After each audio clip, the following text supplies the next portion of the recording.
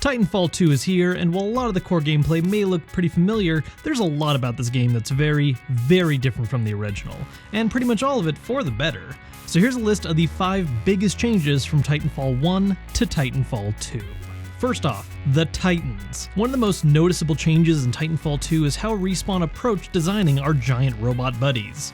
In the first game, you had a limited form of customization, picking one of 3 frames and outfitting them with whatever weapons you liked, while 2 restricts your options a lot more, just giving you 6 very different Titans to choose from. Now this might sound bad at first, but it actually makes each of the Titan options a lot more interesting and significant, whether it's the fast-moving Ronin with hit-and-run tactics armed with a shotgun and a sword, or the heavy stationary Legion holding down the line. They each play very different tactical roles, and you still get a little customization in the form of Titan kits, allowing you to specialize your favorite Titan just a teensy bit. Fans of building their own mechs might not like the sound of this at first, but honestly, it's done a lot of good for the game, making Titans feel a lot more balanced against each other and actually feel distinct. Number 2, weapon variety. Titans aren't the only thing to get a makeover. While they see fewer customization options in exchange for specialization, pilots have way more options than they did before. This includes new passive perks, new activatable abilities like the grappling hook, but most importantly, a lot more guns to choose from. The original Titanfall had very few primary weapons, and mostly came down to whether you want SMG-1 or SMG-2, or the shotgun or the sniper. Titanfall 2, on the other hand, has this list filled out quite a bit, but thankfully still doesn't feel bloated, with each weapon category having 2 to 4 options, all with very clear benefits and drawbacks. Like, this SMG deals the most damage, while this one has the least recoil, and this one has the highest firing rate, etc.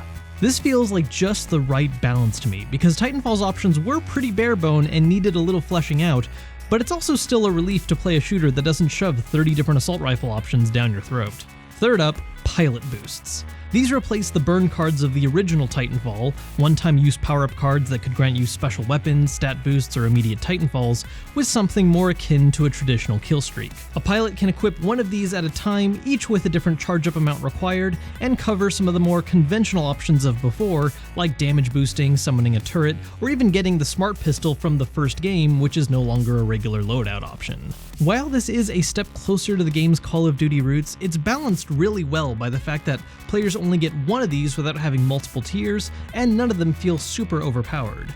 Especially since, of course, everyone still has Titans they can summon. Number 4, progression system. Leveling progression has been completely torn down and built anew. The original Titanfall was all very traditional in this respect: gain XP for killing or winning matches, level up, and unlock some new weapons or abilities to equip your pilot with. While Titanfall 2 does this in essence, it's all really simplified. Now players level up by collecting merits, some of them being as simple as finish a match, win a match, perform well, etc., while others are tied to specific things, like leveling up a gun or Titan model, which grow simply by constantly using them. This rewards trying out various builds early on, since early level ups are easy to get, thus making your pilot level up even faster. What's really great though is the credit system.